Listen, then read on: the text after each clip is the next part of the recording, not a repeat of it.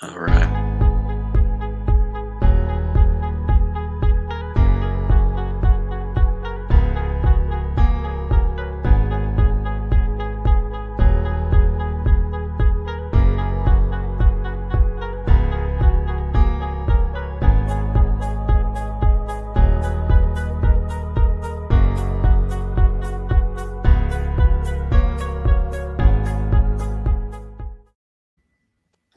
What is up? Welcome back for another episode of the TailGate Show. It's Double A. What's going on? How's everybody doing? Of course, we have Jeremy Kramer, AirJair54. What's good, Jeremy? What is up, man? And normally we are joined by Brian. Oh, there he is. Hi. Oh, he got a belt, son. He got a belt. I see how he do with his belt. Mm-hmm. Right on. What's up, gentlemen? You messed with that. Yeah. We don't want that mug in the big shot. You know what I mean? Yeah, the big shot. Can't handle that. Yeah, man. Just walking around with my belt all day. Now, did you win that belt, or did the coach just give it to you because somebody else won the belt and you need a little confidence? Is that what happened? Because I heard you didn't win the belt, Mitch. I heard you were just holding it. Is that true? Man, yeah, no, this is my kids, but yeah. Oh, okay. Well, that makes sense. That makes sense. I don't know. Did you guys see that? Did you catch that little revelation that was actually found out brutal. That they gave Mitchie Poo the belt to hold for the video? Yeah. Yo, like. I think it, man. All right, so we got 14 days left till kickoff, right? QB battles continuing here. It seems like almost like a dead even from what we're hearing. I just think, I don't know, man. I've thought it's always been Mitch. That's kind of like why they brought Foles in. Like his contract is almost like kind of says like he's a backup. It's more affordable for them if they have to put him in, then they're gonna have to pay him. That's how I've always kind of felt this whole time, man. But I mean, from what you put in the chat, what that guy was saying about how Foles is kind of looking pretty smooth in the offense, picking things up, reading the defenses. I don't know where that quote was from, but it's directly from Hoag's article. Oh, it was okay. Right. Yeah, essentially all we have is the sources that we have, and again, and I'm not sure everybody really understands this, but they're really limited as to what they can say. They really cannot just extrapolate and come up with things that didn't get asked about. It's just the way the Bears rules. And they're also reporters, not talent evaluators. Absolutely, and it seems like they've kind of amongst themselves sort of given, assignments, so to speak. Like Hoag sort of said, I'm going to take the QB thing, and obviously they aren't all working together and they're doing their own things, but amongst like Johns, Hoag, Fishbane, Finley, JJ, like they all seem to be sort of working together, and we've talked about how they've done the tag team questions and stuff. But anyway, Hoag has kind of taken the mantle of the chief scorekeeper of this thing. Now, what makes him qualified to do that? I don't know. I mean, we've talked about how, as a Bears fan, we are kind of not the brightest and best at evaluating quarterbacks ourselves because we really don't have the strongest eye for them. And I'll be the first to admit that as soon as any quarterback puts a Bears jersey on, I'm like a little bit like, oh, I want him to win, Exactly. So I don't even know if I judge them properly myself. So, I mean, he's had enough time at the training camps to know what looks. Oh, good. Absolutely. And the guy, I'm not saying he doesn't know what he's talking about. Far from it. Right. So we're going quarterbacks right out of the gate, eh? That's the biggest story, man. All right, let's go quarterback. That's it. Jared with a little Angels envy, lovely Angels envy. Yes, oh, have a little horn. The delicious smoothness that is Angels envy. Please sponsor us. Please sponsor us, Angels envy. We would love to be your plug. Mm-hmm. We would love to say Angels envy because I drink it and they pay me for it. That's right. That's what's up. So the quarterback is weird, man. I mean, we watched enough videos. We've seen enough. It's just, I mean, it's so hard for us as fans right now to get any kind of grasp because the narrative is so clogged. It's so filtered. It's so not what we're used to, the years that we went to Bourbonnais and all that stuff, where you would get a visual and you could make a somewhat educated statement about the quarterback position. This year, it's so watered down. You don't even know. I mean, you just don't have a clue. I mean, the one quote that you put up I thought was telling is that it seems that Foles reads the blitz pre-snap and can throw into it and complete passes. That's one thing that's what we need. That's exactly what we need. Yes. Absolutely. To me, that's so big. You can't really understate how huge, or overstate how huge that is. This is what Hogue said. He said, on the positive side, Foles' decision-making continues to stand out. He regularly recognizes where blitzes are coming from and threw into the blitz twice Saturday for completions. It's clear he is in command of the offense and reads the defense well before the snap. I'm done. I'm sold. Yep. Good to go. Yeah. That's it. That's the brochure. That's the Nick Foles brochure. That's what you're giving me. You want to sell me that?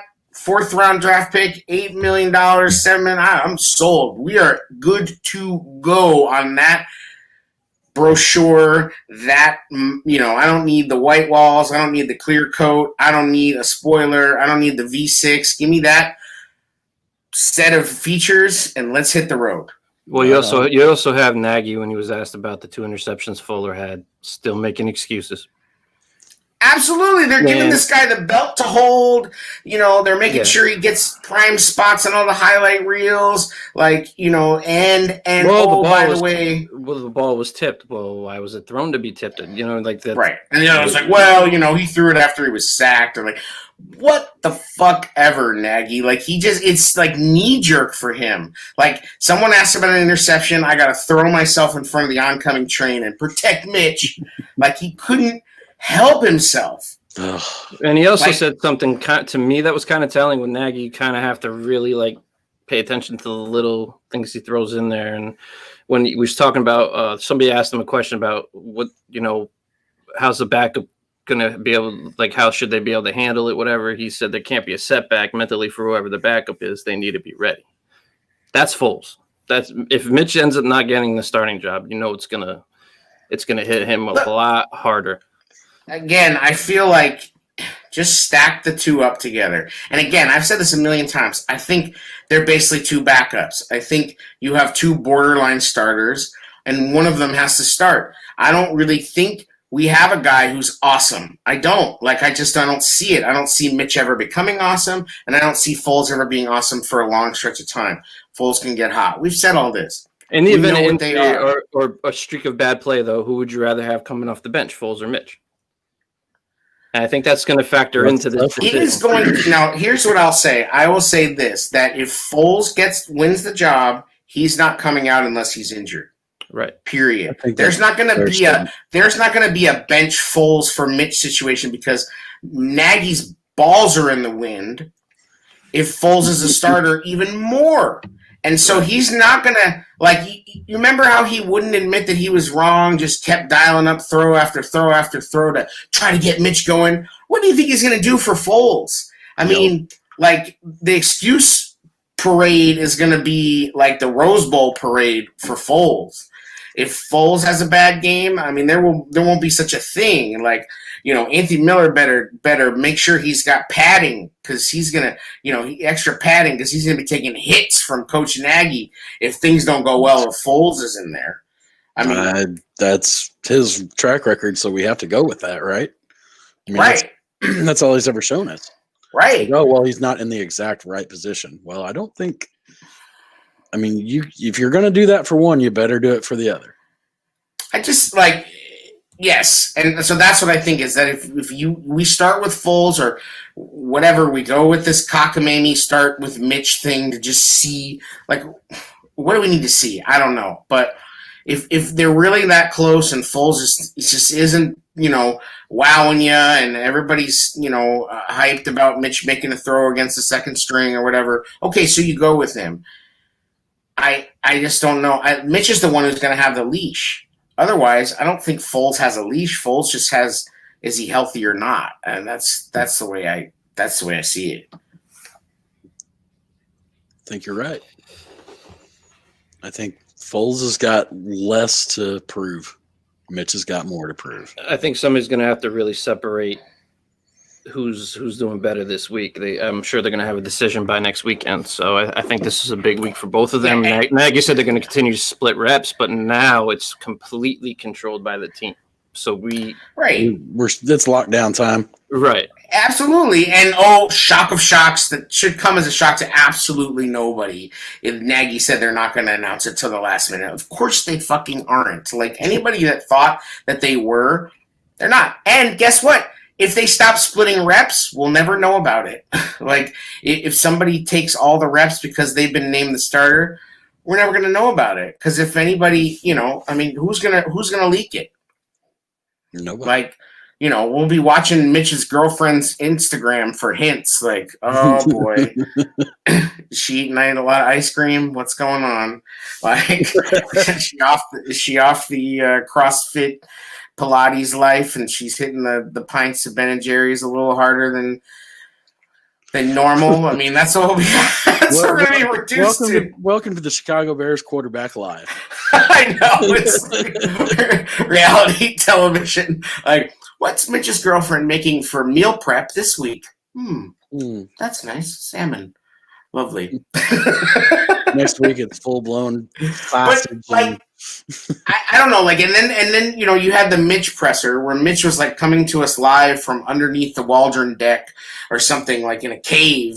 Like, he had his earbuds in, no service. Like, I mean, the service is bad around there, but it was rough. Like, I was like, really, man? Like, where are you? Like, Khalil Mack sounded better all huffing and puffing on his Peloton bike, than Mitch underground. And I don't know. I don't think Mitch seemed real confident. He's talking about I gotta show them that I can make big plays, and I'm just gonna. It's like you feel the struggle with him, and Foles is just like, yeah, I'm gonna be myself.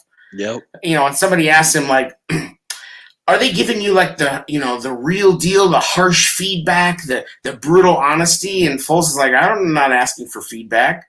Well, I think that maybe that's a telling point in what's really going on with Mitch.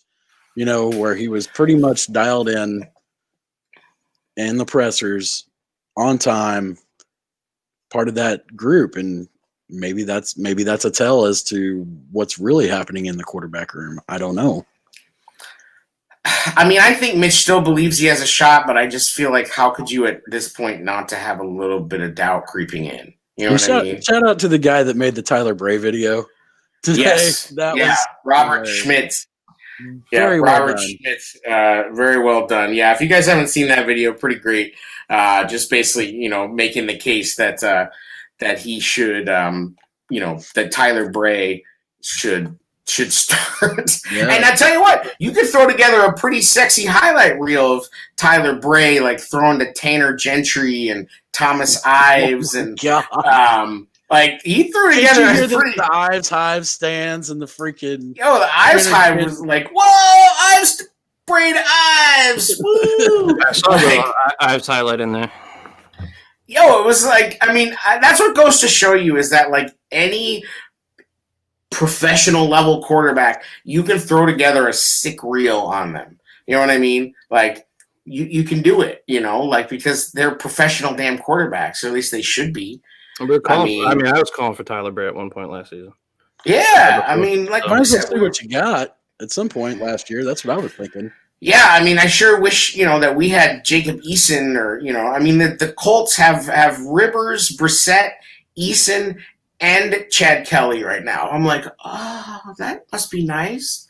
Like, all this stable of young quarterbacks, like, slinging it around. We get to hear about Jacob Eason sounding like he's better than Jordan Love, who apparently looks like jack shit. Horse crap. Whoops. Even our boy Patrick Sheldon's boy there in Seattle, they're saying he's looking pretty decent too.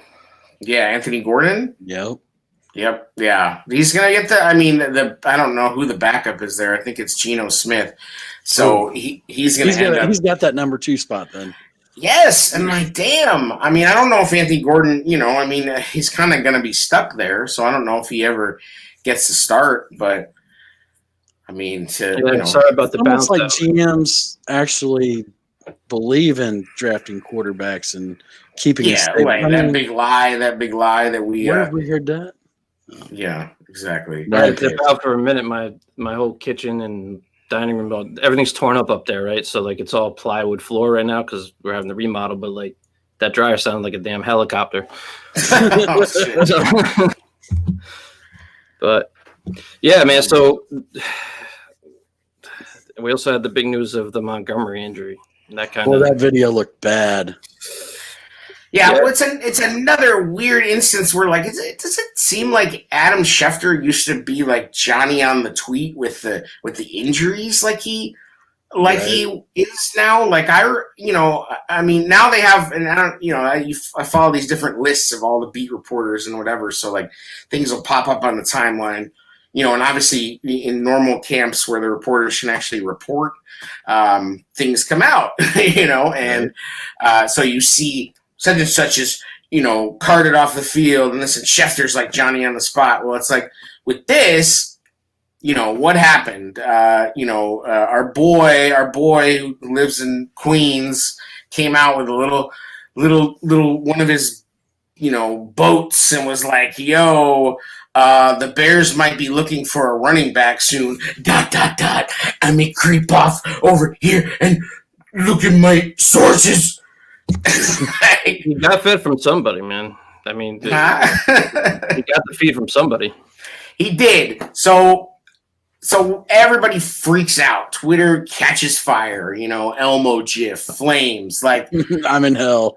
Yeah, everybody's just like, "What? David Montgomery, ACL, MCL, blah blah, non-contact. You know what that means?" Everybody's just. I don't like seeing my running back. Right. Oh, well, I mean, whatever. I'm not shitting on anybody. I mean, that's what Twitter is. That's why we're there. If you don't like that, you should probably find a different app. Like, Twitter is like brush fire of thoughts, like essentially is how that works.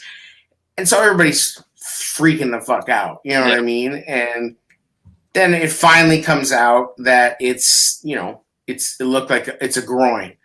You see the video and you're like, "Oh, it doesn't seem like his knee twisted." Like, Just I thought it was a hyperextension when I looked at it. It's like, oh, I can see a hyperextension there, but I'm no doctor. I know they said it wasn't a big deal, but a groin can linger all season, man. Like, absolutely. I don't want to a groin. Oof. That's. I mean, I never have. I just know that how much time do we spend talking about groins? Pause.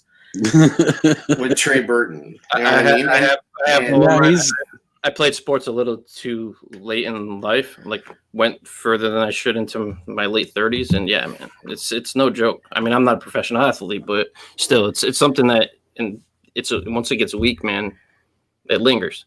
So next episode, you can tell us a story about how the perfect game at the bowling alley in the big tournament was messed up by a groin pull. It wasn't bowling, but it was men's softball. Oh man. Anyway, groins, man, they can turn into something. Speaking of Trey Burton, he came down with a calf strain, so that'll probably be him out for about 12 to 14 weeks. I just can't catch a break, man. No, okay, so David Montgomery, that comes out later in the day, 2 to 4 weeks. Now they're optimistic once again. Look at this guy, man. He dipping in and out like Batman. Like where does he go? Just so in your role, brother. Just the hold on. I'm gonna switch this up. Bam. There you go. No, like David Montgomery. I mean, they're talking about could he be in the first game? And then all of a sudden, here is the old running back depth chart rearing its head. And you made a bet that I know is going to come back and bite us in the ass. There is no way. I will triple, quintuple that bet in a heartbeat. That there is no way in the world that Cordarrelle Patterson is the leading rusher. Oof. So many things would have to go wrong for that to happen. I can't even imagine. It would be so Bears if it did. Yeah, but if that happens, I mean, we're absolutely it's the season's over. It's Trevor Lawrence time. Yeah. At that point, because I don't see that happening and that being a good thing, because that means Tariq is hurt, Dave Montgomery's hurt, Ryan Nall is Ryan Nall, Artavis Pierce can't get out of his own way. I mean, we're not even gonna have all those guys on the roster. I don't know. Nall's probably going back to the practice squad now. Artavis Pierce says Nall might be the best well-rounded running back we have after. From his 2 plays as a pro. Okay, man. I'm just saying. Do you think who out of that group would you want as a potential full-time back? If that's, I want to see Artavis Pierce. I mean, I'm more excited about seeing Artavis Pierce. Yes, Pierce is young though, man. He's still. I like his potential, but he still needs to work. I mean, the knock on him out of college was pass blocking and receiving. So those are 2 critical things. Right, and honestly, rookie running backs. A lot of what goes on is pass blocking. I mean, whether you can stay on the field, especially on 3rd down, tends to be about pass blocking. Unfortunately, Tariq.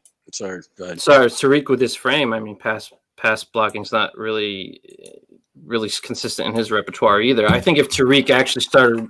I mean, you watch him in college, and he ran with a purpose. I mean, he would run up the middle. If he could get back to that, maybe. But as far as pass blocking, it's gonna be rough for him. Cordarrelle's I don't know. He's not a full-time back. I think Nall might be the solution there if we had to choose. And I know he hasn't lit the world on fire yet, but I think all around. You brought up pass blocking. That's what they do in the preseason and training camp.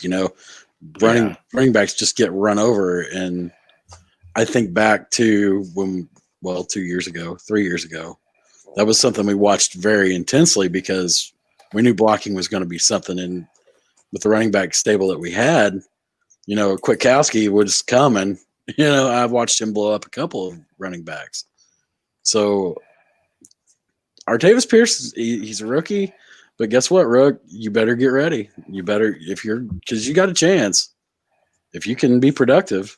Here's what I hope is that Artavis Pierce doesn't become this year's Taquan Mizell. You know what I mean? Because that's my fear. Is again, it's you have 2 quarterbacks, you have no quarterback. You have 4 running backs, you have no running back. And I think everybody needs 2 running backs that you can shuffle in and out. But I'm just worried that we become extremely predictable with them. And that's what I've talked about before with Cordarrelle. I think Ryan Nall is that same thing. It's here comes Ryan Nall. You know what's happening now. We need somebody who's going to really be in there a majority of the plays. And I feel like that's who Montgomery is. But I'm hoping he recovers, man, because I think he was primed to have a huge season. I think he's going to be fine ultimately. I kind of feel like I'd be surprised if we see him in game 1. I am on that same page too, because 2 to 3 weeks is going to be tough. Let me ask you this: do you think if there is no Montgomery, that favors a Foles? That goes on the Foles side of thing, right? Because you don't want to have Mitch with a rookie running back or Mitch with, Does it though? Because you have the threat to run with Mitch. Do you? I want to see it. He needs to show me that. I think if his shoulder was the reason he wasn't running last year. Is that it? Was that it? Because I'm pretty sure some running quarterbacks just go ahead and keep running. Yeah. You know what I mean? I think he was very hesitant with that brace on to take off and expose himself. Yeah, I do. I think it was a combination of the fact that he was trying to stay in the pocket more. He was trying to be somebody else, and then when he got hurt, then that instinct that he had to run. But I'm just saying, I don't like it's not like Mitch has proven anything yet. So I feel like sometimes we lean on this idea that he's an established this. He's an established mobile quarterback. Okay, yes, he had a decent season where he ran for 500 yards. Great. But is that something that's still in his repertoire? I don't know. I mean, honestly, I don't know. After last year, you'd have to worry about it a little bit, right? Like he definitely looks a very valid argument. Like he definitely looked like he lost his groove in that regard. I think I think you defensively change how you play between the two of them because you know Foles is going to stay in the pocket more. Mitch does pose that threat. It does change how you game plan. Right. Well, and then the biggest thing, and it's not to put everything on Mitch, the biggest thing that ultimately we're hoping is going to be the driving force in making this offense work again is those tight ends. I mean, they are everything. From everything we're hearing, they're looking pretty darn good. I don't know. That can make. They even gave praise to a Notre Dame player. Yes, shockingly, right? I mean, normally it's like pulling teeth to get someone to praise a Notre Dame player, but that kid looks like a monster, man. He's got a chance, man. Yeah, he almost killed Nagy. They finally put out another 1920 football drive, and our boy, the Domer, almost put a hole in Nagy's chest. Didn't even know his own strength. The dude's like a love tap. The dude's like Hulk or something. Well, we're gonna need him to be Hulk because he's gonna have to learn to block too. He's not gonna be able just to. He can block out and pass. I think he's. I mean. Listen, I got a good feeling about him. I don't have like block, bro. I didn't have a good feeling about Shaheen. Never once did I look at Shaheen and go, "Oh, that seems like a good idea." Shaheen wasn't even built like a football player. He looked like chicken legs. He looked like man. a European basketball player. So that's all I'm saying. But like this kid, I just look at him. It looks right. Like, you know, it just looks right. Dude, looks like this is what he was born to do. Like, God, everybody's polishing the dome today. I mean, Jer, are we lying? Tell me your pants don't shrink when you see Cole Kmet in that jersey. Like, running down the field.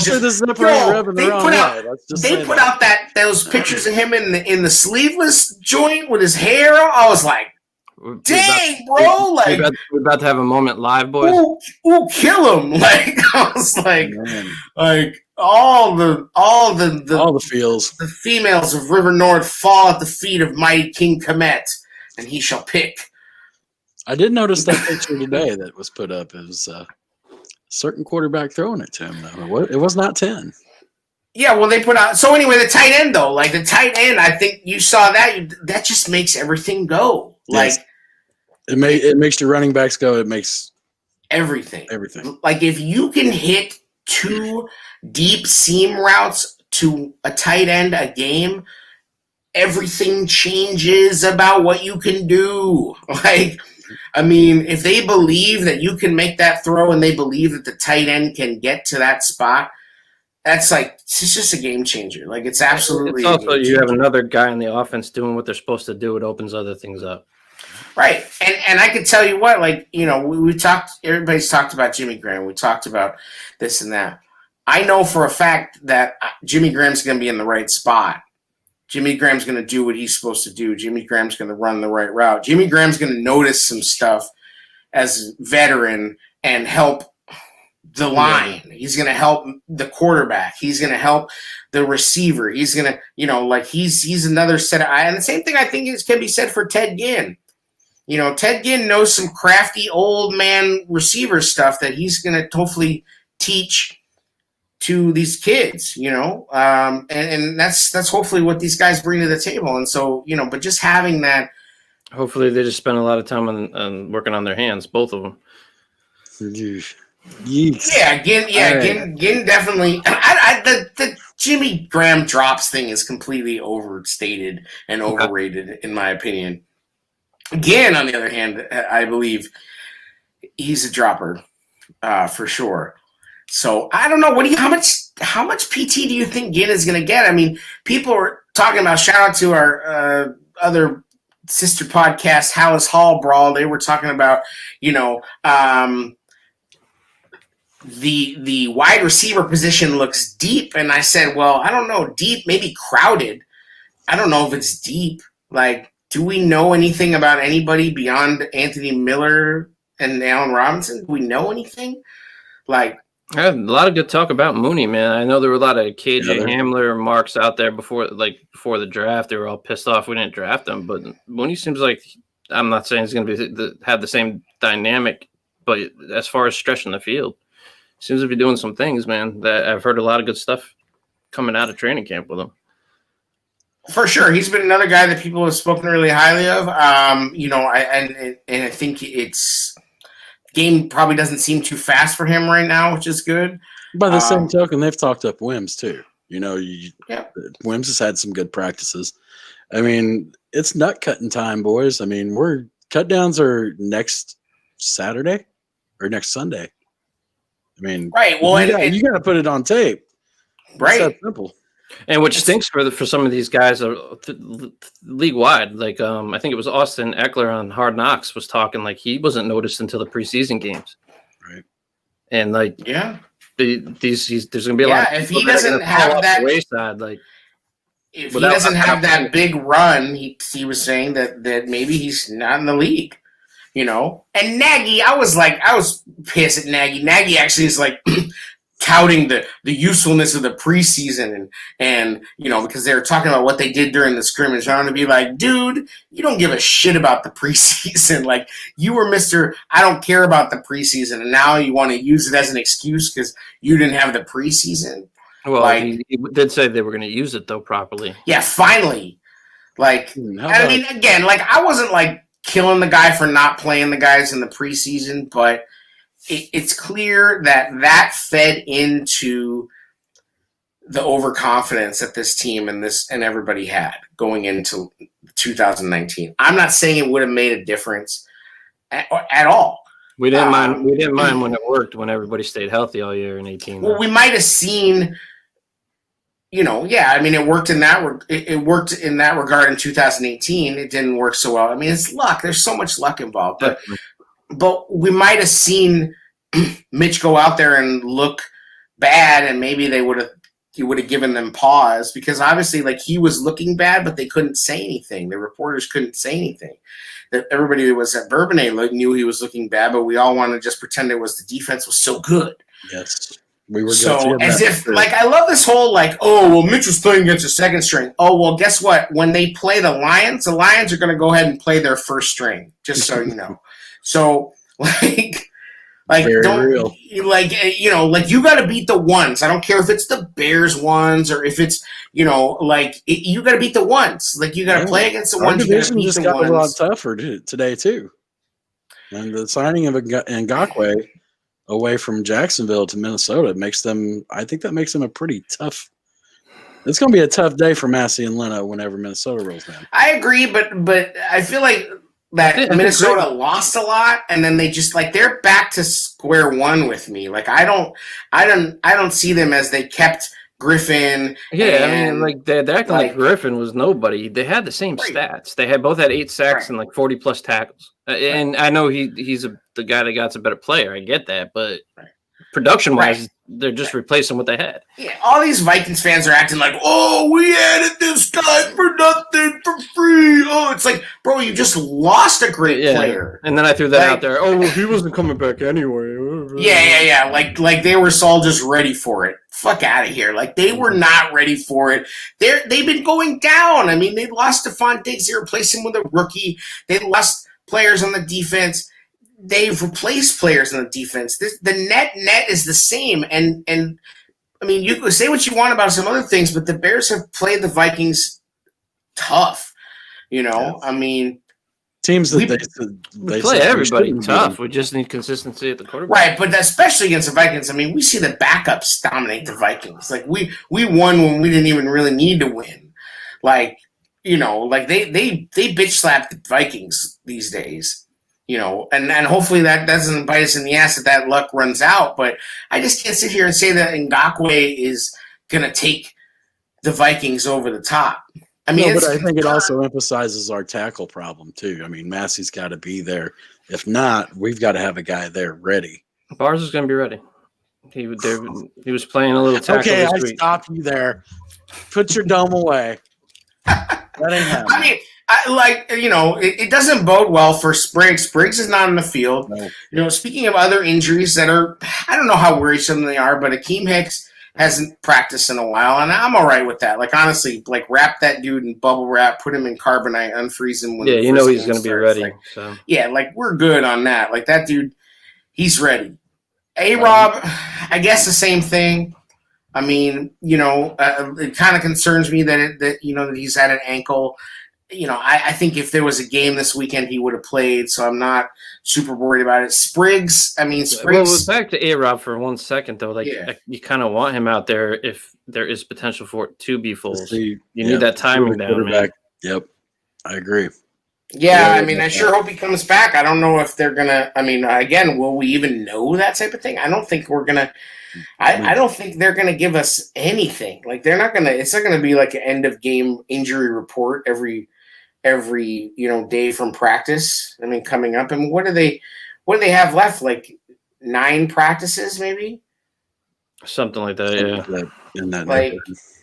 That's crazy. And we're not going to know anything. We're going to be Sandra Bullock in the Bird Box, just feeling around, making shit up. We're going to be depending on the blog and its sources. There it is. It's going to be a scene. Dude, he writes plays in New York or something, and he writes convincingly enough for people to take the bait. I'll give him credit. This particular one, he was right, but I'm still waiting for the A-Rob extension. It's coming anytime. Well, now speaking of which, in all seriousness, that is something that will, if it's going to happen, it's going to happen next week. Yeah, that's realistically. Pace always does one before the season starts. Right. Yeah. Traditionally. Right. Well, that's when it's happened before. It's happened. I believe it happened with Eddie Goldman and Jackson. Hicks, Jackson. This is the time. It is, but also with the if they truly don't know who the quarterback's going to be, that's also can hold things up a little bit on that decision. You could say that from A-Rob's side, maybe, but I don't think from the Bears side. Do you really think they don't know who the quarterback's going to be, though? No, I don't. I think they knew before they brought Foles in. I think when Nagy's head hits the pillow, he knows. I think it's always been Mitch, man. No, absolutely not. I really think it's Foles. Absolutely not. Mitch has to win to get in. Foles just has to be Foles, and he's the guy they hired. They hired him for who he is, not for who he isn't.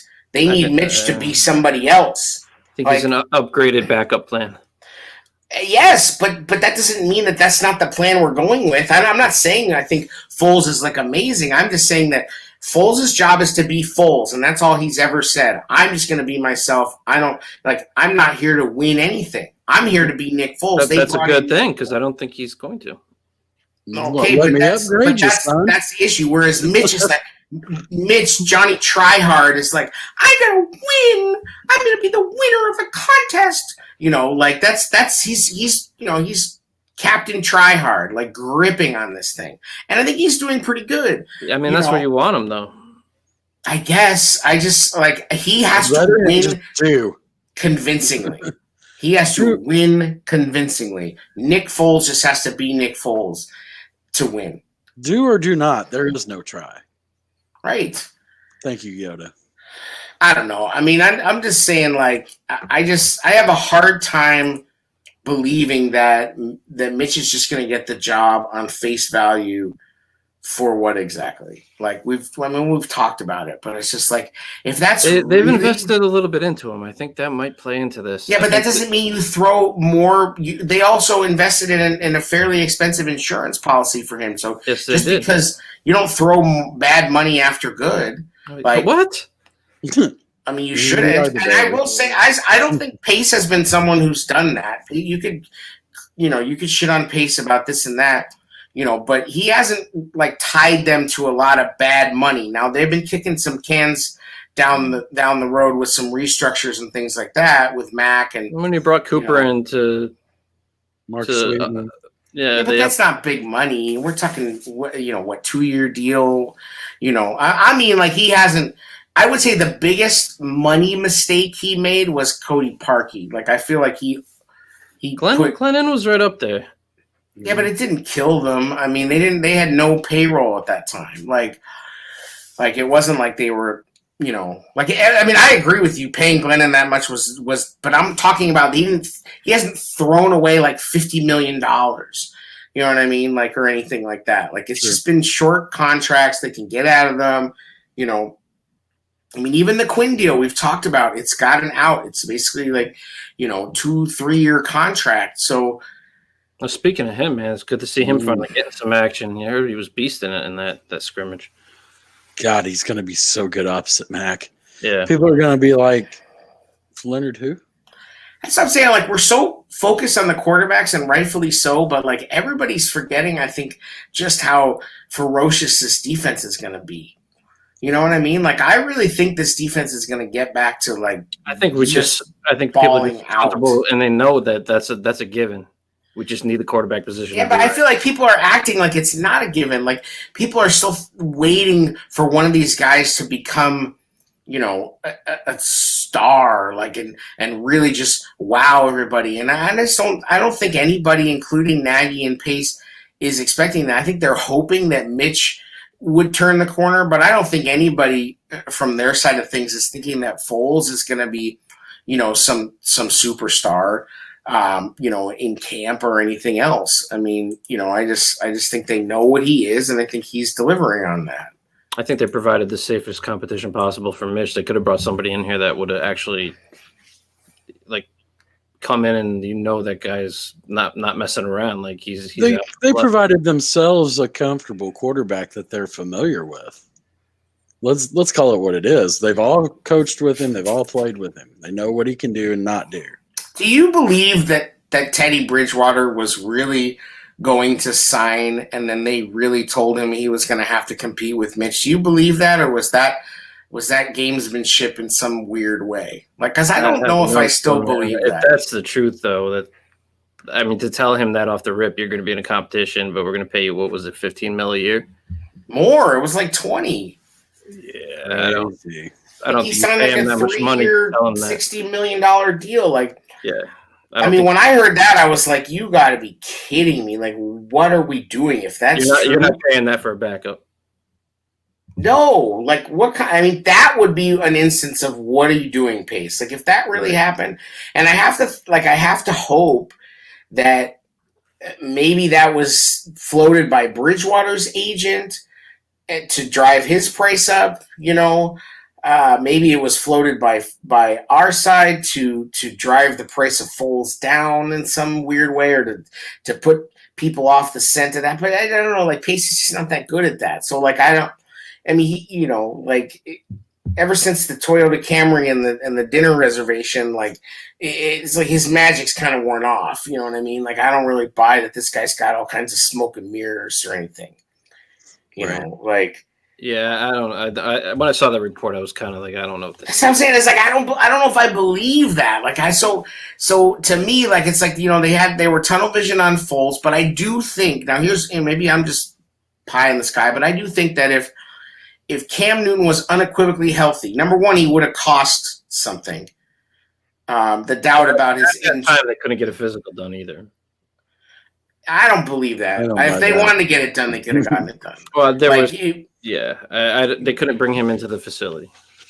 Okay, but they could have got it done if they really, really wanted to, and we know for a fact that they didn't. They were not that all in on Cam. But what I'm saying is if Cam was completely healthy, number one, he would have been more expensive because he would have had value to the Panthers. The Panthers could have commanded more for him. And so there was that. You had Andy Dalton supposedly the Bengals wanting like a 3rd round pick or something stupid like that for him. So you had that. The landscape of things was differently. I mean, it's you can't sit here and say that there was ever a moment where it was like, okay, gun to your head, it's Cam or it's Foles, or it's Cam or it's Foles. Foles. Like, it wasn't like that. No. Like, Cam was just an unknown commodity. Maybe he shouldn't have been. Maybe that's BS. But between his injuries and his surgery and this and that, he was an unknown commodity. So you can't sit here and go, oh, Pace screwed the pooch because the Patriots got a $2 million, former MVP, and we got, what we got. And so, like, I just don't buy that. Like, I don't buy that. We got to. You can do that, though. You can do that. You can do that. Oh, you can, but I'm telling you, it's dumb, and I'm disproving it. Anybody can do whatever they want. They could dress up, like anything they want, and run around and act a fool. I'm just saying, like, it's illogical, and it's a bad take to act as if it was Coke or Pepsi. We got a Super Bowl MVP quarterback, right? And I think that not many count. People have that. I mean, it counts for something. Exactly. I mean, everybody wants to say, oh, well, he only did it for 8 games and 9 games. You know what? He did it when the pressure was on the most, and he took our cookies right out of our hands like it was nothing because of it wasn't just because of a kicker. No, welcome to the team, Cairo Santos. No, it was only because Eddie Jackson didn't play. Don't you know? Eddie Jackson would have had 19 picks. Don't you know? There were some balls that were hung up there that Eddie would have made a play on. I have full confidence. Yeah. Woulda, coulda, shoulda. The most, you talk about the Nagy presser. Did we talk about that yet? A little bit. He was quick to praise Cairo Santos, wasn't he?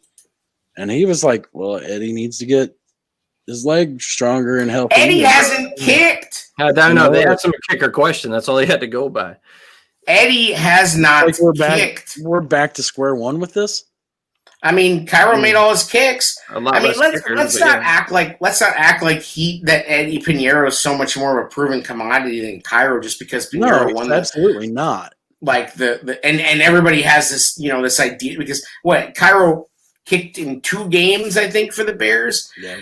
And he made his kicks in 1 and he missed them all in another, and then it was like, get out of here, and then Carlos Santos. Like, it's crazy. Like, it is what it is. Like, if you tell me right now 45-yard kick, who do I want to kick it between those 2 guys? I'm telling you, Cairo Santos. Really? Yes. I don't trust Pinheiro. Shout out for the little video that they made for us, but like, bro, I don't trust Pinheiro. Nope. Pinheiro is no bueno. Not. Cairo Santos has made a whole lot more kicks in the league than Pinheiro. He's been in the league longer. I don't know, man. I like Eddie. I like him, but you're telling me right now, 45-yard kick to win a game. Who do you choose? Eddie. Okay. Brian, Jared. That's a tough one. I would probably take the veteran, Santos. See, that's where I'm at. But I'm just saying, I've seen it. I've seen him do it. And we've seen Eddie. Now, by the same token, we've seen Eddie in pressure situations knock a big one in Denver last year. I feel like maybe this is a thing where Nagy just wants to not think about it. And with Pinheiro, he can't help but think about it. Because Nagy, I feel like Nagy, he kind of makes everything, so personal in a way that he can't separate, the whole kicker thing with Pinheiro. Like, Pinheiro in his mind still represents the double doink. I wonder if it's just not a Kansas City blanket. It's like a security blanket. It's like, right. I remember him from Kansas City. No, that's what I'm saying is he wants a field goal kicker who does not represent all this bad mojo. Like, Pinheiro is never, in his mind, and this is purely conjecture, clearly, but in his mind, Pinheiro is never going to be separate from the double doink and from the kicker competition and from the date. And he is the end of that crazy story that Nagy hates. Like, Nagy hates the story. And you can tell that Nagy hates it the way that he's so, froze up when it comes to kicking situations. I mean, he was a hot mess when it came to deciding to kick or not kick. And it's like baseball, if you make an error, the ball just finds you. And I feel like Nagy is so gacked out about kicking situations that it feels like we're constantly in one. He was definitely overthinking. Yeah. Right. And so I think that's kind of what Pinheiro did to him. So I think in a way, in his back of his mind, it's like, okay, we've seen a guy that, like, I know who he is. Cairo Santos, I know who that dude is. Like, I know him. We got, maybe I don't know how much of a relationship they have, but, like, he's a known commodity. Like, Cairo Santos is like the Foles of kickers. Like, it is like safe, has been good, has been bad. Like, I mean. So we're still trying to figure out our kicker and our quarterback. Everything's fine. But it's another day in Bears fan life, bro. Like, nothing ever changed. Although, let's be honest, we were spoiled for a long time with Robbie. I mean, we didn't have a kicker question. No, we did not. We had every other question you could possibly think of, but we didn't have a kicker question for a while there. So I don't know. I mean, Jer, we need a kicker and a quarterback. Go figure. Yeah, same. First time as a Bears fan. Yeah, watch, rinse, repeat. Right. But right now, if Eddie doesn't get on the field and start kicking with confidence, Cairo's going to be the kicker. So we could be going into game one with Cairo, Foles, and your running back is Ryan Nall. I'm not ready to complete. I know I joke around about Nall, but I'm not ready to completely write him off. Nall? Yeah, not yet. How is he even written on? You can't be written off until you're written on. Like, he's not even, like, nobody even. He has a lot of heart, sneaky athlete. First one in, last one out. There we go. All the adjectives you need. Yeah. I fell asleep under the warm blanket of training camp lies. I mean, the only other thing I really heard out of that presser was pretty vanilla, but he did say Kyle Fuller's looked awesome. They're gonna look awesome because that pass rush is gonna get home. Yeah. Yes, that's. And we also learned that this will not be decided by a coin flip, so that's big. The quarterback competition. It's gonna be Rochambeau. He said they have a contingency, which I believe them. He says they planned for this. What if they both basically, are the Spider-Man meme? Like, they have a plan for that, right? I guess. So what that plan is, I don't know. It could well be what everybody's been saying. Throw Mitch out there because it's the Lions, and we know that we have, perhaps the best backup of all time waiting in the wings. And Mitch is on a short-ass leash. I can see that scenario playing out. I don't like that scenario. We can't take Detroit for granted either. I mean, I like the scenario that, no, we can't totally take them for granted, but they have, like, no pass rush. Yeah, I saw that. They're very much rebuild, full rebuild. Right. They got better at linebacker. I don't know. Can you say that Okudah is? You can't say that Okudah's better than Slay. No way. So that's a downgrade. I don't know what that is. Well, from what I was hearing from a guy that covers the Lions, it's almost this getting rid of Slay was more of the character, how he fit into the team. Oh, it's got to do with the coach and fitting in with his culture. Yeah, is that what you mean? Yeah. Well, that's what everything is. Those guys are trying to build Patriots Midwest. And I mean, a lot of those guys were no-name guys nobody really knew much about. Then when Belichick and Patricia get them in, and they fit the system. And we'll see what happens. Doesn't really get them in and fit the system, though. He gets them out if they don't fit the system. Yeah, I mean, you talk about a guy on a hot seat. That guy's on a hot seat. He almost could have got his shit handed to him last year. How much of a hot seat in Detroit, though? I mean, what's the expectation? Like a dumpster fire hot seat. Well, it's weird because, how long was Wayne Fonts the coach there? I wouldn't see the move Patricia made with that team being one of the first in the NFL to take the day off. I think that brought that team pretty close. I think they have a lot of respect for him in the building. That doesn't mean that the Fords give a shit about any of that. Like, I'm just saying, I agree with you. I think if you have more of a leash anywhere, it's Detroit. All I'm saying is the expectation in Detroit. It's not like this is a. Oh, sure. I don't. And I don't A think winning organization. Right. And they're not a team that has a ton of revenue outside of the standard revenue. Them losing the fans is obviously a huge deal. They're not going to necessarily. I think it's just, a lot of teams are going to be in a similar boat. Like, short of a disaster, you're not going to see this bloody Tuesday like we see at the end of the season where coaches are just getting whacked. Like, I think this is probably going to be a year where there are the least coach firings in a long time.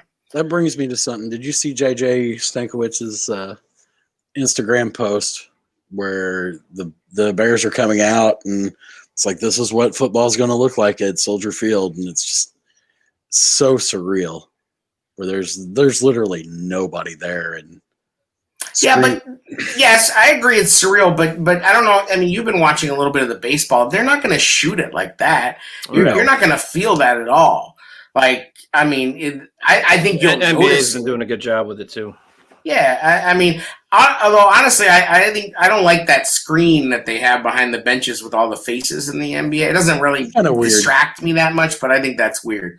Like, I'm just saying, like, I think the NFL is going to have a unique opportunity to film the game, and we're not going to notice it like they did. But yes, you're right, Jerry. I mean, that's definitely surreal.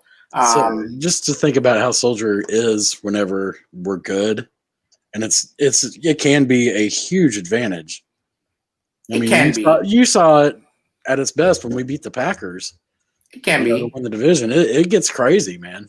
It can. I mean, it's also historically a stadium that's not, like, intensely loud. It's not known as like an Arrowhead or anything like that.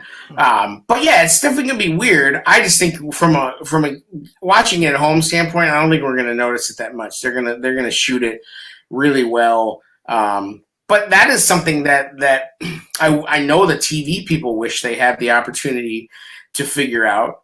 I mean, they need the preseason too. That's one of the things about the preseason people don't really think about is it's also for TV and broadcast to practice. Not that these organizations need to practice that much, but I think in this instance where you have a unique broadcast, they're gonna wish they had that. And getting back to the Detroit thing for 1 minute, another thing I think is going to be interesting to see how it plays out is. So Trubisky's had probably his best consistent success against Detroit. They bring in Chase Daniel, a guy that probably knows Mitch better than anybody. There could be something to that. You know what I mean? From a competitive edge, they're gonna learn a lot about Mitch. Well, that's what I said that before. The same thing happened with Amos and the Packers. Yep. That is a huge deal, and that to me goes in the Foles column because there is no tape on Foles as a Bear. Sure, not saying Patricia can't figure that out himself, but yeah, but Patricia doesn't seem to be able to figure anybody out. Like, right? Apparently he runs. Yeah, he can't realize that Mitch tears them up when they run man and he doesn't switch.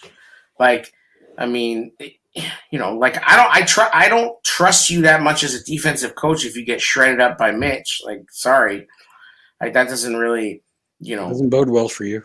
No, and everybody likes to bring up that it was a Patricia defense in the Super Bowl that Foles shredded.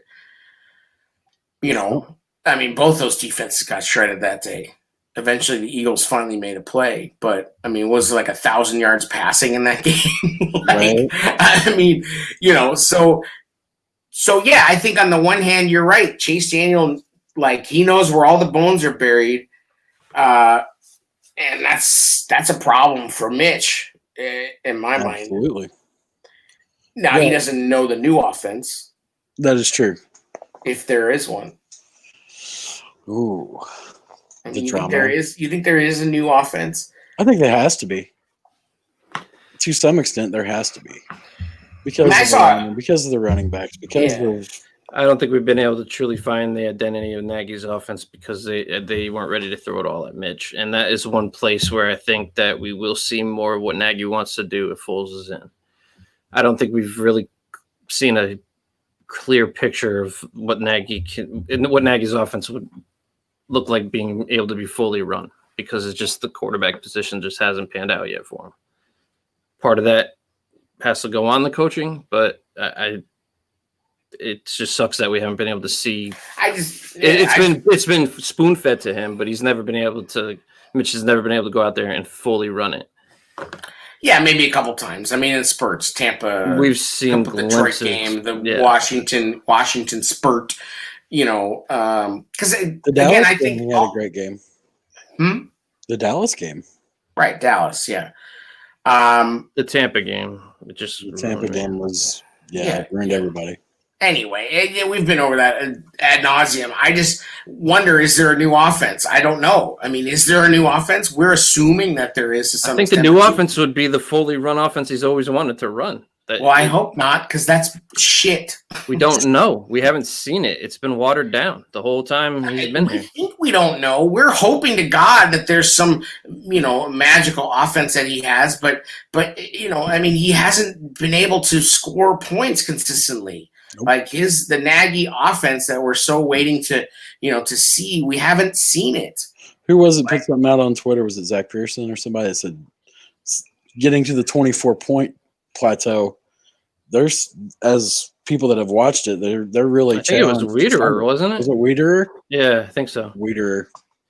Well, he put out there that's like he doesn't see how this offense is going to get to 24. It's like they can't even get to 20.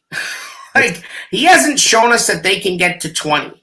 So like I'm sorry. I like Nagy, leader of men, blah blah blah blah blah. Believe all that shit.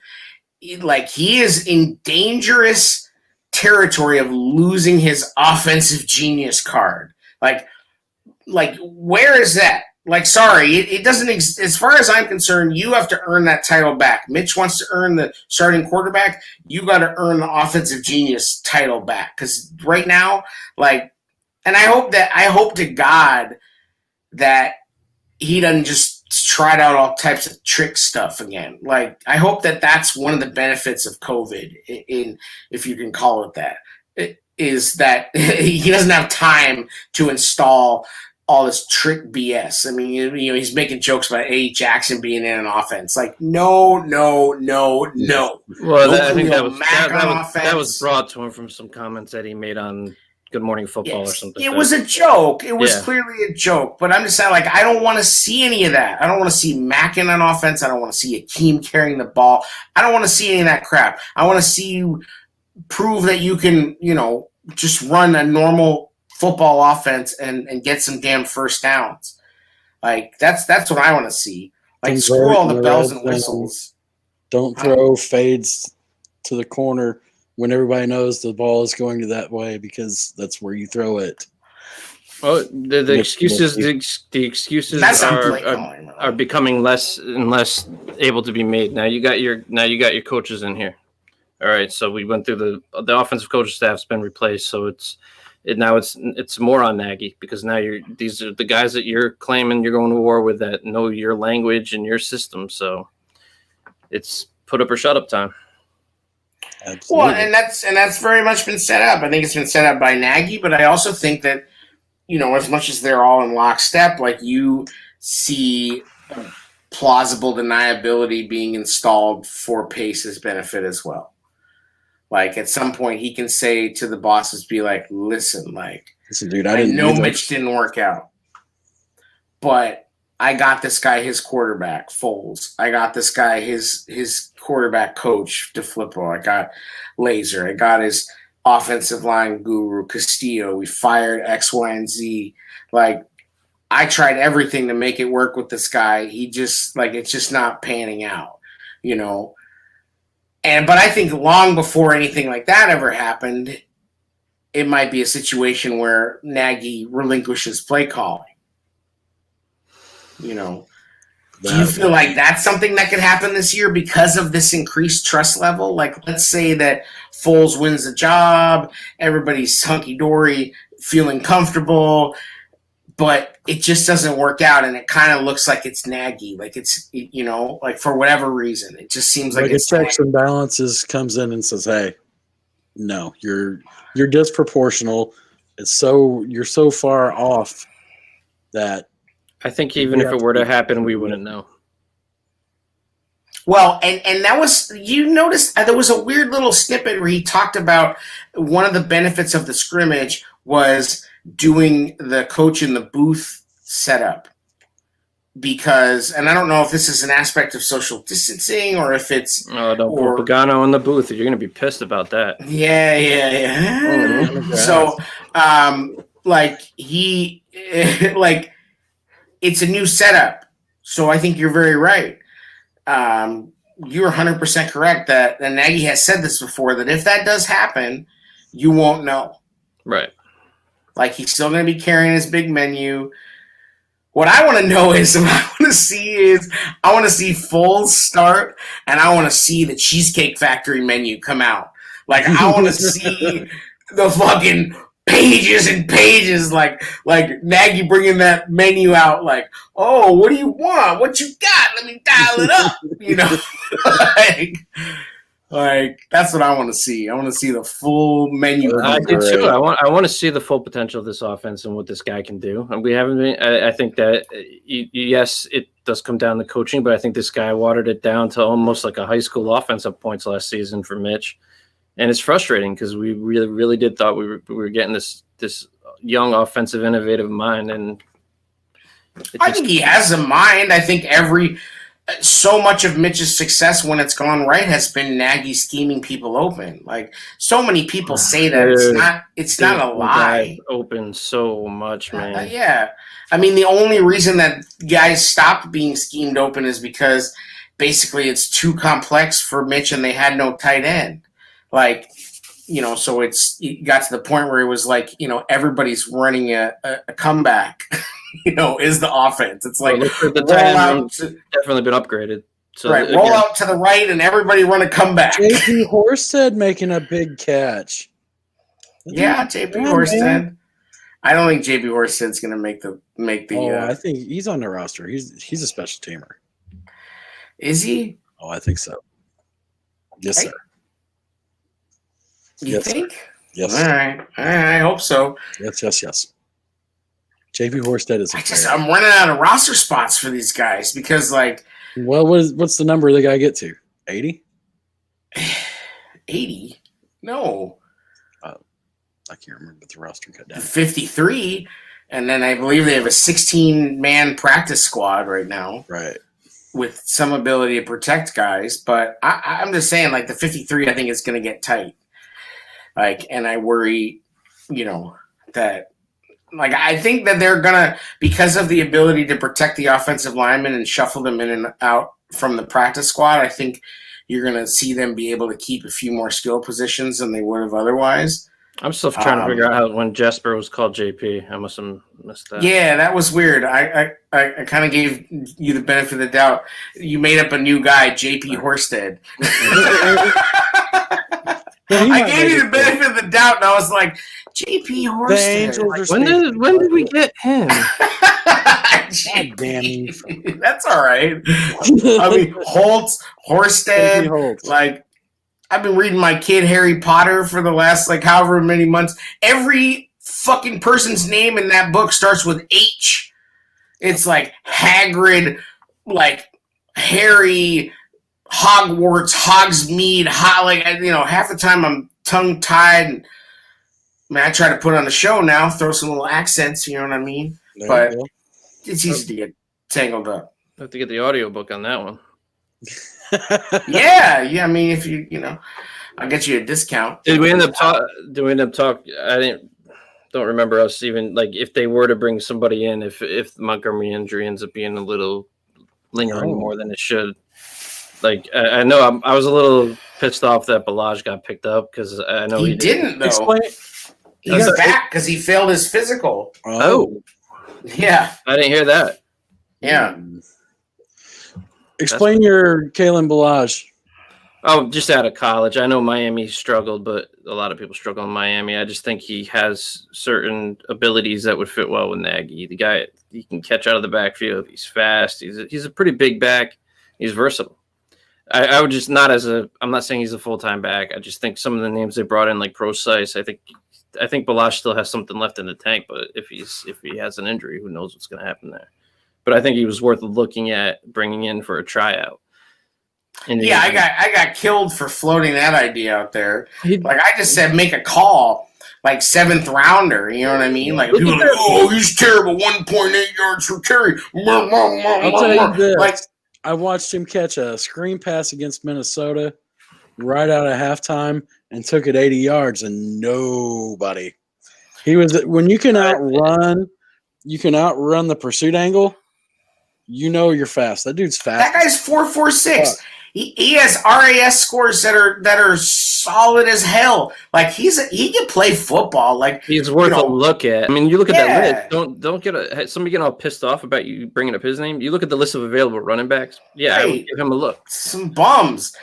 I mean, I know people are like all hyped about Devontae Freeman. Only your voice about Devontae Freeman. A couple years ago. Relax. Maybe. What has he done? Like, I mean, really, what has he done?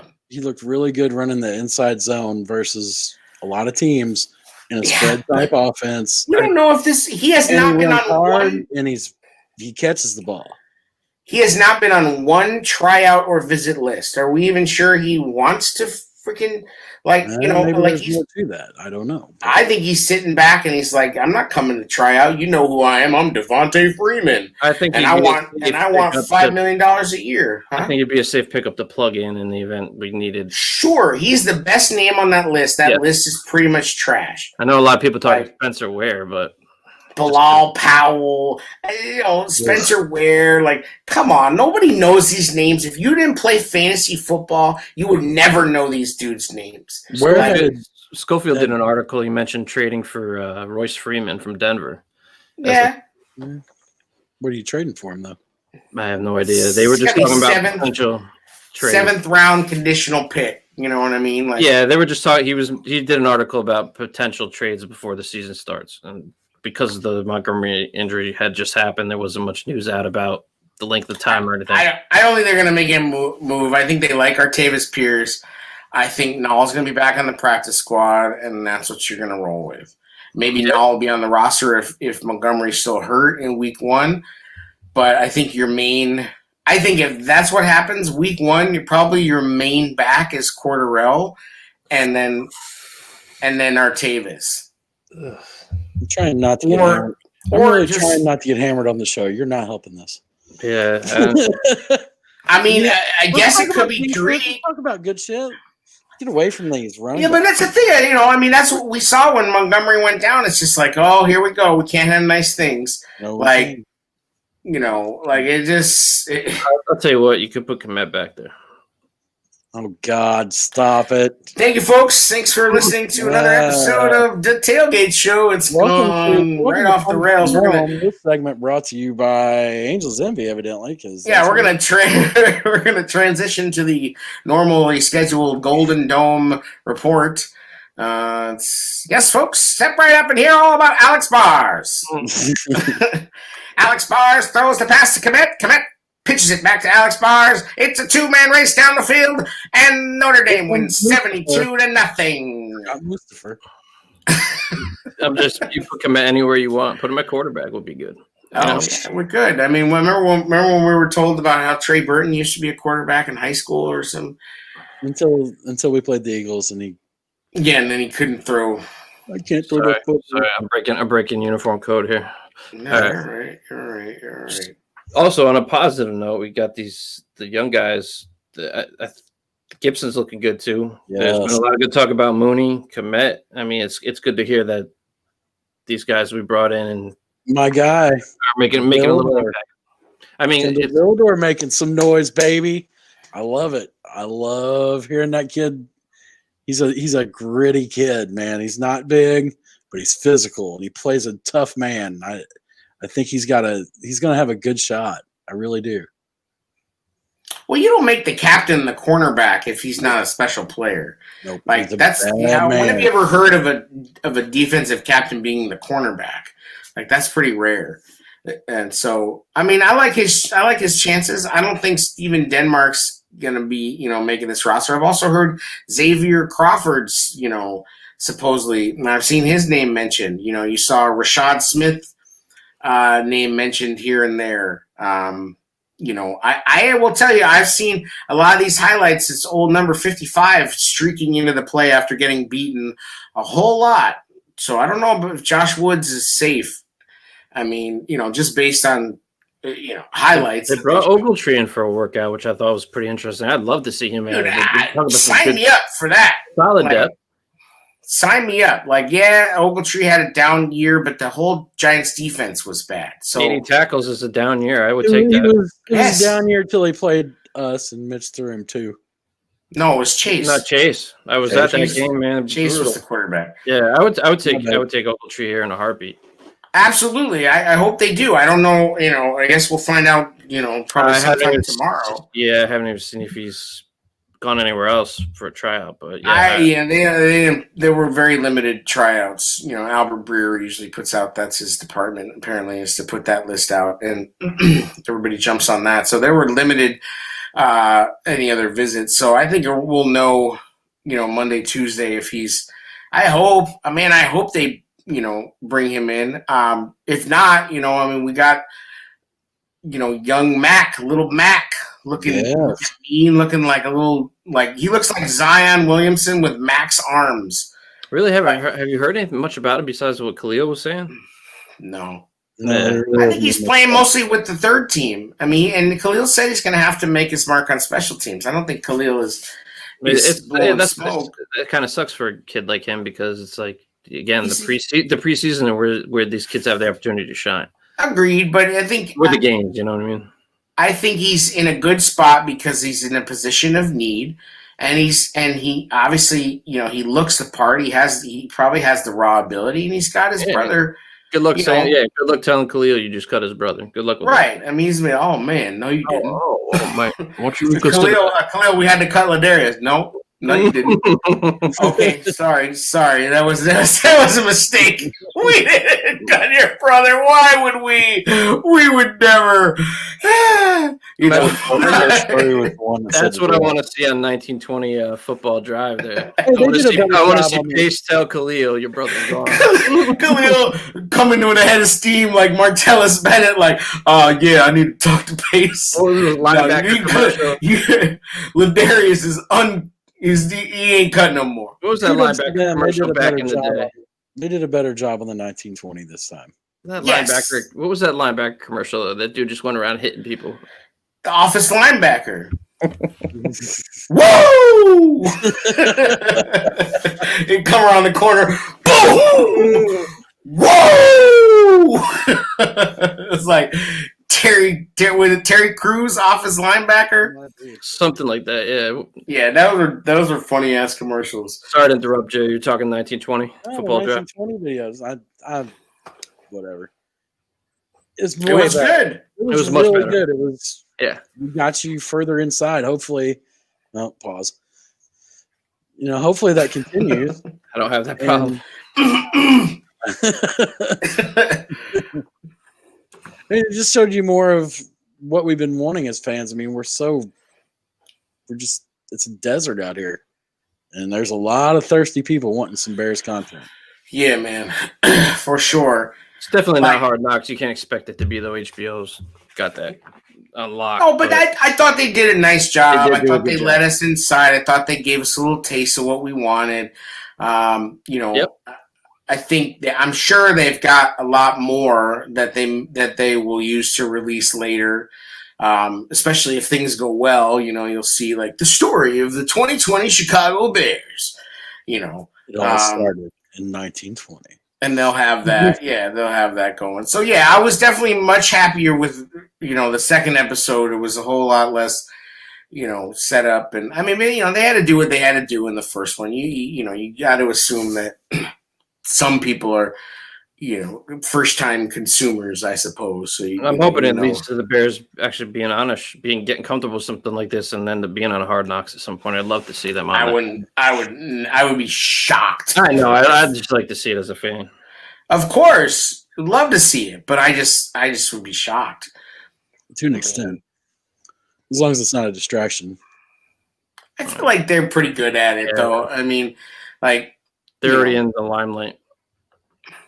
You haven't really seen Hard Knocks become that much of a distraction, really. I think when it first started a little bit, maybe, but teams are just used to it now. Yeah, and I think players are used to just being out there in the open on content and all kinds of things a little bit more. Who was it? They had the mic on the tight end from that we got from Kansas City. Demetrius Harris. Yes, they were running from Demetrius Harris. It was like it was a little bland. Yeah. He's throwing naggy terms out there and be good. But yeah, it was just like the guys were like, "No, we know what you got." Yeah, well, but we don't have a bunch of as edgy as it gets is Eddie Jackson doing his nicknames for everybody and calling the Gatorade cart this and that, and like we got T Gip OG like that's as risque and out there as the Bears get. You know what I mean? Like yeah, maybe they'll let Tariq throw his grill in and start doing something, but like. I mean, like, it's wild, right? Like they need Tariq with his grill gleaming in his Polaris, like throwing donuts like in the grass and like turn it up, like turn this episode up. But Tariq's on a contract deal. I tell you what, though, Tariq was very excited speaking about the new offense. Like that was one thing I noticed this week. He's not going to get creamed for 2 yards and a cloud of dust. Right. Like, and I feel, although I will say that a lot of the writers said that wasn't anything that looked particularly good at the scrimmage or, was the run game. Yeah, he hinted at kind of like he was having some stuff going on the outside of football. Yeah, that was interesting too. Like he basically admitted that, he wasn't on point last year because of that. And I think he also hinted at the fact that he was worried he felt worn down because his training wasn't right because of that.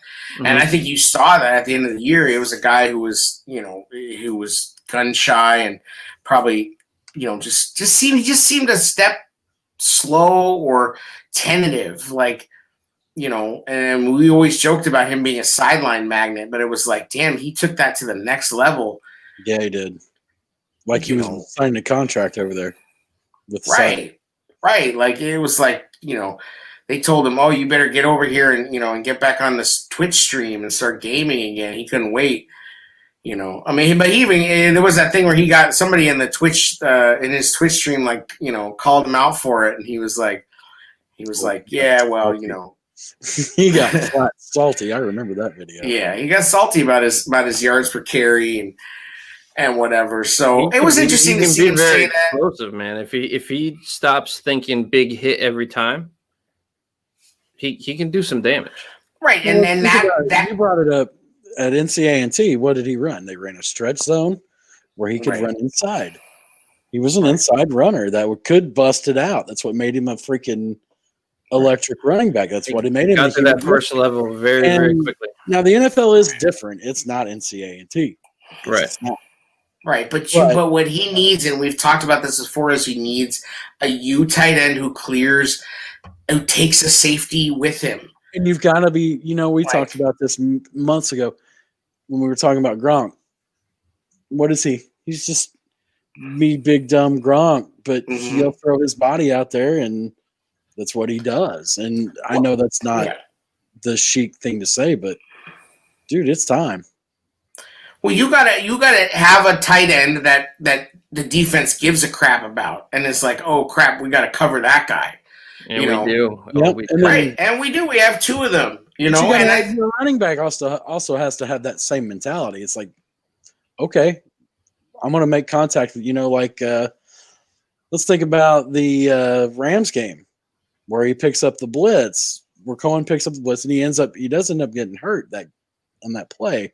Mm-hmm. But his mentality was, I'm stuffing you right here, suck it. And he got in his face, It's like, I think the Pro Bowl. I think the Pro Bowl got a little bit to Tariq too. I think he, the kind of guy that wears glasses while they're doing a podcast, that kind of thing. Yeah, like what kind of assholes would do that?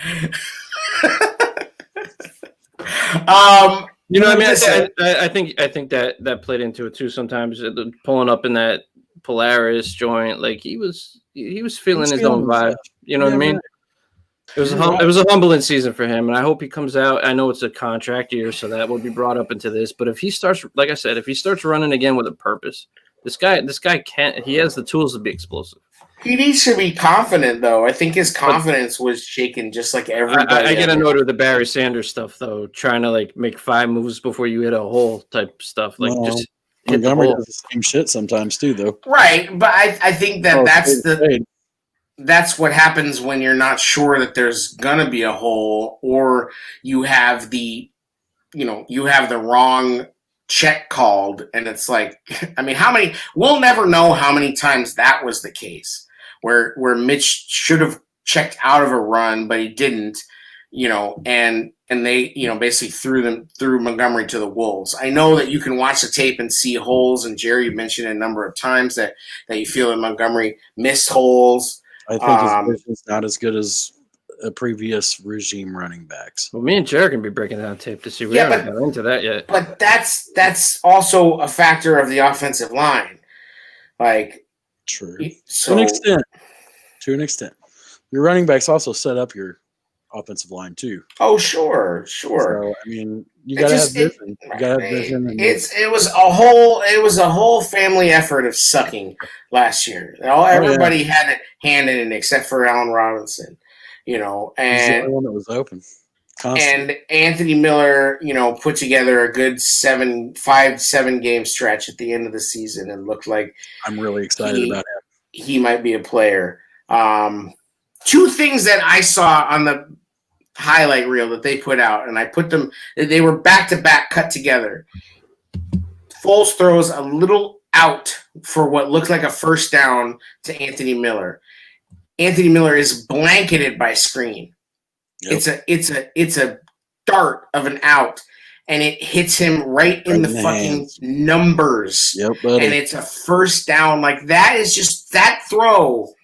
It's the Foles effect, man. It reminded me of It's what we've missed in this. Right. Offense. It reminded me of the 4th down in the playoff game. Like, like that is what this guy can do. And it's not amazing. It's not top 10, whatever, but it's like, that's what he can do that Mitch can't consistently do. Is on 3rd down, throw to a guy who is covered and let the guy make a play. He can do that with Allen Robinson to some degree. I'm not going to just say that Mitch can't ever do that, but he can't seem to do it with Anthony Miller, and I don't know can't do why. it with any. It's the same story. He can't do it with any consistency. Right. Nick Foles can, and he's shown. And then the next play is Nick Foles dropping down to like 3/4 and throwing this perfect little strike right into the belly of Cole Kmet in the end zone. And that's another thing where it's like, that's where Brian had to clean his screen off. But a pass, a ball placement. Pause. There was some ball. Ball placement.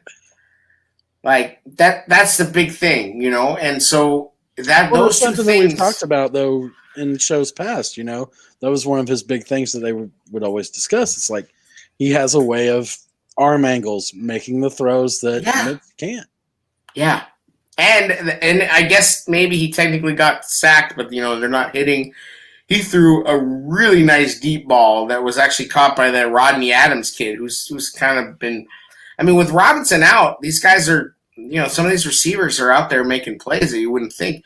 But he rolled out to his right, he was feeling rush, and he just threw up a freaking rainbow, like down in the corner. Like, just that's the things that he can do. Like that deep ball that the guy can run under and make a play on. And one of the things that in 1920 in that meeting where DeFlippo, Laser, and the quarterbacks, and I think Rags was in there too. That's their quarterback room. That's what those guys were saying is you got to make these guys make a play now. Like put the ball and let them make a play on it.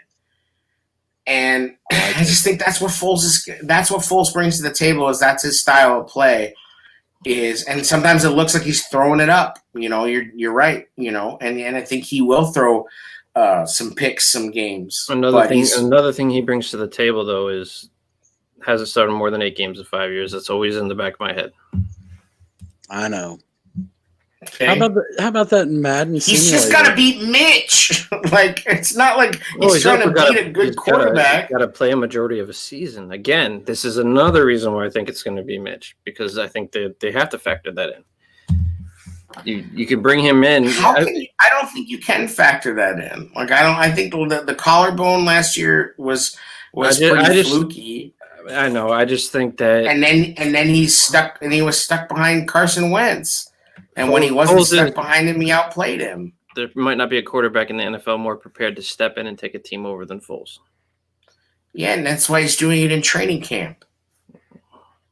Like, I just feel like you give your team a huge amount of confidence by saying we're going out there with the former Super Bowl MVP. I agree with you. I just don't I don't know where the organization's at with it. Again, I just think that Mitch needed to win decidedly. Like, I don't think a tie. Somebody said, a tie goes to the incumbent. No, I don't think so. Foles is here because that's not true. Right. Mitch has already partially lost the job because Foles' mere presence tells you that. I believe it when I see it. Sure. I just think, like, if this was Mitch's job and it was, Mitch's job, just no matter what, Chase Daniel might still be here. Like, it's not Mitch's job anymore. No, I think that's why you bring Foles in, is to upgrade that situation in the event this kid is struggling. That's my opinion on it, especially with the way the contract was structured. It just screams you're back up until we need to break glass. That's just my opinion. I could be dead wrong, but that's the vibe I'm kind of getting right now. I just think it's Mitch. It's always been Mitch. I think it's gonna be a long season if that's the case. I'm being real honest with you. I think you're wrong. That's all right. And I think I'm gonna wager on it. Okay. I'm gonna put on it. Week 1 starter. I have changed my position. Last week I was on the Mitch stand. Whoa! The Mitch train is no longer making all stops. No, after what we saw this week, and if there's anything to the fact that what you put out there about being able to read the defenses pre-snap and throw into the blitz, I think it's already Foles' job. And I'll see about a nice bottle of bourbon. We can go with a nice bottle of bourbon. I'm not shipping you freaking bourbon from here, man. It's a dealer's choice. $40 cap. 40? All right. We'll throw 40 on it. I want some. There you go. $40 bottle of bourbon. $40. Right. Of the whatever you I don't bet on football, bro. I don't bet money on it. I'll let you out of it. You don't bet money on football? No? Nope. Little DraftKings? Little no, don't put me in that spot, but no. No comment. No comment. But yes. I don't got money like that, man. You're redoing your whole house, the B. Diddy mansion. It's a loan, bro. Let's get personal. Oh, well, I mean, it's the Diddy compound. There's fucking, you got choppers. Get to the chopper. What? The Diddy chopper. We're fully off the rails. Yeah, we're way off the rails right now. Hey, did you see the Madden simulation? Speaking of off the rails. I don't give Why a they shit. got to do stuff like that? I just don't give a shit. You got to talk about it, man. What did they say that Foles is going to throw for like 50 touchdowns? I got to step out. He's gone. He's mad about Madden. No, I don't think he's mad about Madden. I think he's probably checking the compound, making sure he's looking at all the screens. Checking the compound, make sure the refrigerator's running.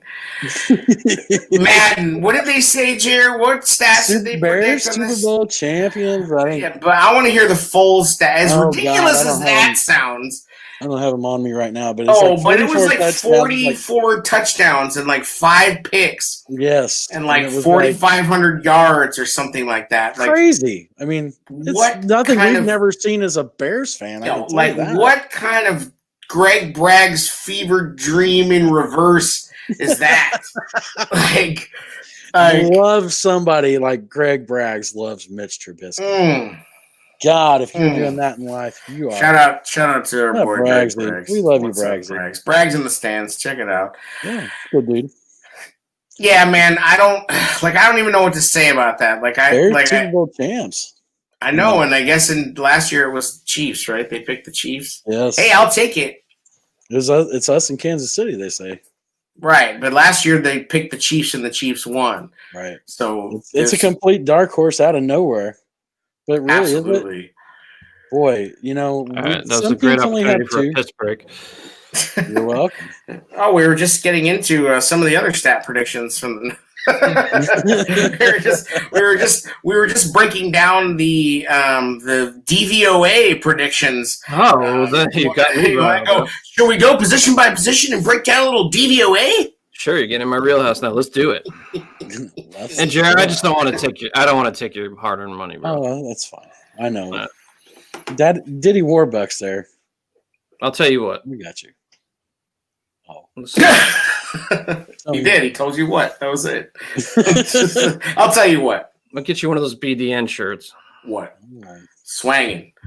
And I don't. I wouldn't want that bet because I don't want a Mitch jersey. So hey, man, you already got one. You might have to see a Smash Brothers shirt for too long. I want to see an Earl Thomas and his brother Smash Brothers shirt. Those are the Smash Brothers. That's on Pornhub. Yeah, you gotta go on the Pornhub site there for that one. That's it. No, but are we still on the Madden thing? Sorry. No, we're done with it. We're done. We'll kill it. Two guys I'm excited about, Nichols and Roy Robb. I want to see them take that next step. I think we were waiting for Nichols last year, but we've been hearing a lot of good things about Bilal, and I'm excited to see him have a healthy, productive season. Man. We ain't got one dog. We ain't got two dogs.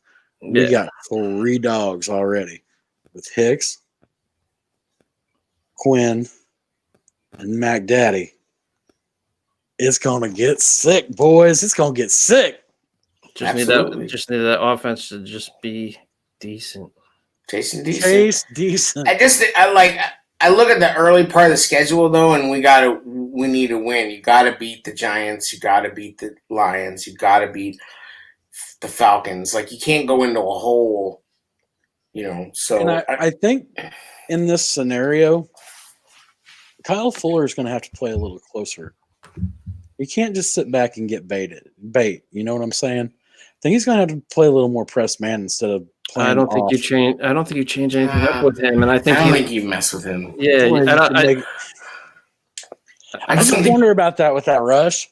If it's getting there in 3 seconds, him in a press situation. But if you're given 8 yards of separation, not really. It's quick slants and dumps and dunks. In a rush situation, you're probably going to stay away. You may stay away from Fuller anyway. I think when you have pressure from both sides, I don't know that it matters. Like when you have pressure from both sides, like that's when Fuller eats. And that's where I think like the way he plays, it works. Because Fuller's game is he wants the quarterback to throw to him, to his side. He's trusting his instincts, his positioning, his speed to get that quarterback to throw to his side so he can make a play. And that's the way he plays. So like I don't have he's never been great at pressing. I mean, I don't know if you guys saw that little clip of Amukamara getting torched out of the screen by Brad Renfro. Yeah, man, I don't know. Just something fell off with him with that because he's old. Yeah, he's getting injured too, man. He's just old. Guy had some good years for us. Great guy. No disrespect. Liked Prince, but he was old and he's getting old. He's not going to play a lot for the Raiders. I'm excited for Jalen, man. Yes, I think Jalen. I think you're going to see Screen play the outside. I think they have they you have think they've now already made that move to at the Buster slot. at the outside? What? Do you think they've already made that move to Buster at the outside? No, I think that if Jalen's healthy, he plays. But I think Jalen. I don't know if you. I think in game one, you're going to see some switching around. I think you might see if it's not Jalen, you're going to see Tolliver. a situation where Kyle stays where he stays because Kyle stays on his side. One thing I kind of wish they would do with Kyle is move him like a shutdown corner does, but they keep him on his side, right. And that nobody really messes with that. So that's the deal. But I think in the case of Tolliver and Screen, that's who your starters are without Jalen out there. I think they're going to move back and forth. I think on some plays, in some scenarios, you might see Screen on the outside and Tolliver either come out or move to slot. But I think they feel comfortable with both those guys, and I think Vilder is now is going to be a solid backup in the slot. And on the other side, you have I guess Crawford. I don't know. I mean, who's your next guy? Jalen's number 2, and then DHC. I guess Sherrick. Yeah, man, 14 days. 14. I just can't wait. Yeah, I mean, if this was, game day, we'd be having a show talking about, the victorious Bears and how they gave Stafford the business, sacked him 8 times. God, I hope defense so. Scored 14 points. That's the other thing that I know for a fact is going to happen this season. I will put it out there. I'll put it on tape right now. The defense is going to go back to their turnover and scoring ways. It may not be like 2018 levels, but they are going to get their hands on a lot of balls. No pause necessary. The defense is going to be fun as hell to watch. I'm just really, like last year, just hoping the offense takes that next step, man. Because could be in the promise. I'm not pining away for the offense anymore, though. I am. I'll change the channel when the Bears have the ball. Wow. Boy, it's 2004 all over again. I can't even think. I can't. Even when we're losing, I'm watching. I'm not gonna change the channel. I'm not fucking being serious. I'm just talking about I'm not gonna pine away for this dream of offense. I've been down that road. One time we had offense, we didn't have. We all built fucking wax wings and flew too close to the sun on that shit, and it didn't work out. We're not. No, I'm not believing it until I see it. That's why it's all gonna be like a pleasant surprise to me. I've already decided we have 2 backups. The offense is just gonna be decent.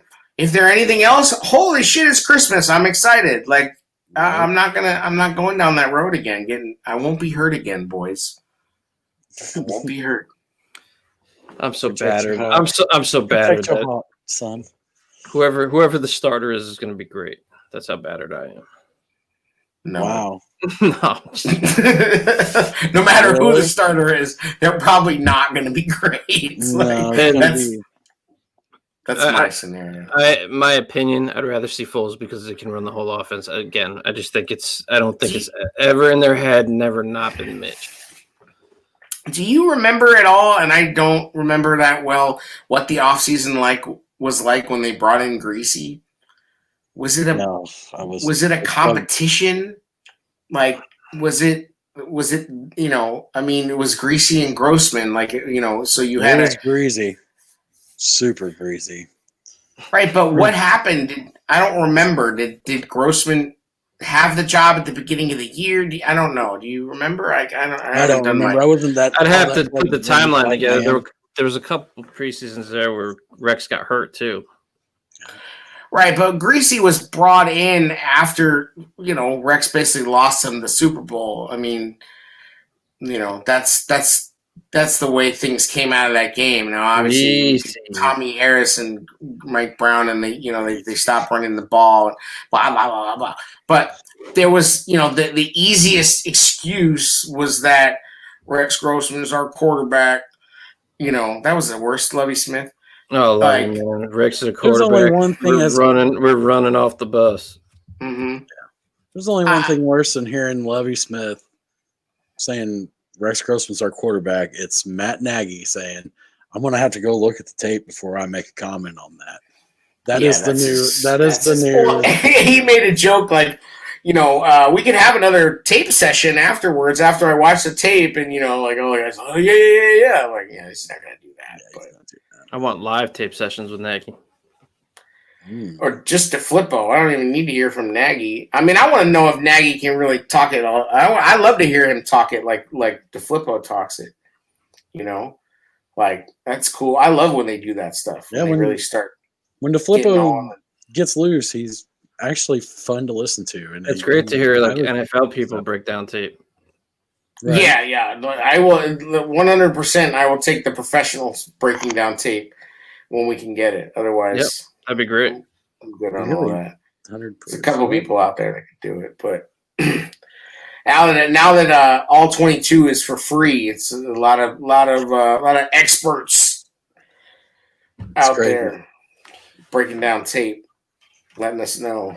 Got anything else there, Diddy, on the old agenda? I think we are good, man. It's 14 days left. It's going to be exciting to, number one, the anticipation, man. We've been waiting so long for this. It's things have slowed up, and with COVID, and hopefully everybody stays safe so we can have the season, man. But I'm pumped up. It's getting close. Next week's going to be a big week. Cut down week. There could be some names out there, and I think we as Bear fans need to really be watching it. See from all teams, because there's going to be some holes that need to be filled. We'll see, and that's what I think I'm gonna do. That's what I think. That's what Pace is waiting for is some of these cut downs. I don't think he's going to sign anybody until he sees who's out there on the street from the cuts. So, I wonder how that works now.